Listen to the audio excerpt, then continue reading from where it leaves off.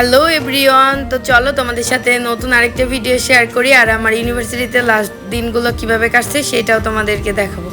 তো যাই হোক, আমি প্রথমে বসুন্ধরা আর কি একটা রিক্সা নিয়ে চলে যাচ্ছিলাম আমার ইউনিভার্সিটির সামনে। আর অনেক দিন না ইউনিভার্সিটির এই রাস্তা থেকে ভিডিও নেওয়া হয় নাই আর ইউনিভার্সিটিটা দেখানো হয় নাই, তো তাই একটু দেখাচ্ছিলাম তোমাদেরকে। আর ওই যে আমার ল্যাবের টাইম আর কি 9:30।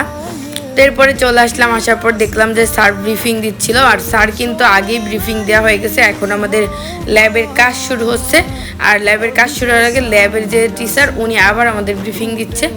আর এইটা আমার এত ভালো লাগছে, মানে আজকে 2 দিন ধরে দেখছি কিন্তু ভিডিও করাই হচ্ছিল না, তারপরে আজকে করছি। তো এইটা মানে এই যে বিভিন্ন বিজ্ঞানী মানে বিভিন্ন সায়েন্টিস্টদের আর কি বিষয় লেখা ছিল, এরকম 4-5টা লেখা আছে পুরো ল্যাব জুড়া। আমি মাঝে মাঝেই চেষ্টা করব ভিডিও করে দেখানোর। তো এই ল্যাবটা আর কি এটাই ছিল, এটাই দেখাইলাম। তো দেখো এই যে আমিও বসে আছি, কাজ চলতেছে। আর অনেকেই ভাববা আমি মনে হয় এর ভিতরে বসে বসে ভিডিওই করতেছি, কোনো কাজ করতেছি না। যখন আমি কাজ করতেছি তখন তো আর আমি ভিডিও করতে পারতেছি না, যখন স্যার দেখাচ্ছে বা অন্য কেউ মানে কাজ করতেছে তখন আমি ভিডিও করতেছি।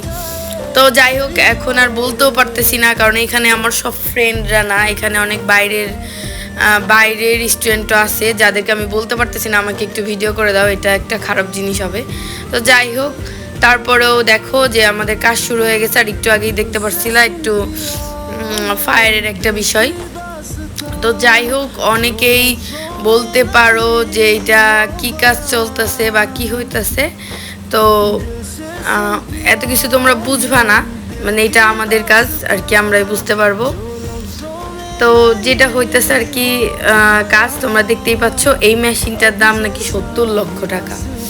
তো তাই নিয়ে আমরা দুষ্টামি করতেছিলাম যে একটা মেশিন আমরা চুরি করে নিয়ে আসি, তাহলে প্রায় কোটিপতির কাছে হয়ে যাব। যাই হোক, এরকম অনেক দামি দামি মেশিন আছে পুরো আমাদের ল্যাবে। আর এইটা শুধুমাত্র বাংলাদেশের ভিতরে আমাদের ইউনিভার্সিটিতে আছে প্লাজমা ল্যাব, এটা অনেকেই জানে। তো এই কারণে এই ট্রেনিংটা আমাদের ইউনিভার্সিটিতে যেহেতু আছে আমরা করে বের হব, এটাই স্বাভাবিক, না করলে কেমন হয় বলো। যাই হোক, এরপর আমাদের লাঞ্চ ব্রেক দিয়ে দিয়েছিল, তারপরে আমরা লাঞ্চে গিয়েছিলাম। আর তারপরে আমি আর ভিডিও করছিলাম না, এটা ডে 3, মানে এইটা আমাদেরকে বোঝানো হচ্ছিল আর কি ইউভি সম্পর্কে।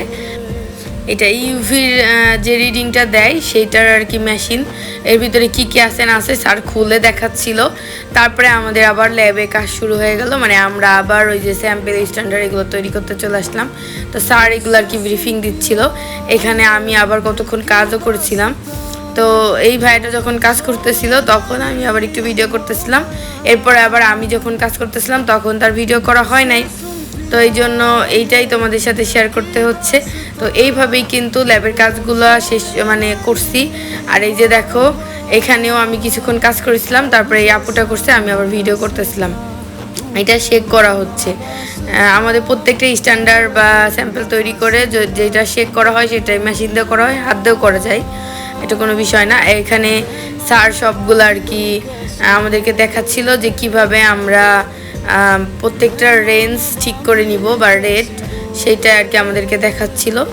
তো বুঝতেই পারছো যে সারা দিন মোটামুটি দাঁড়িয়ে থাকতে হয়, আর এটা একটা প্রেশার হয়ে দাঁড়াচ্ছে। আর মোটামুটি ভালোই লাগতেছে, অন্যদের সাথে ইউনিভার্সিটির স্টুডেন্ট প্লাস বাইরের অনেক স্টুডেন্টরা আছে যারা আমাদের সাথে করতেছে।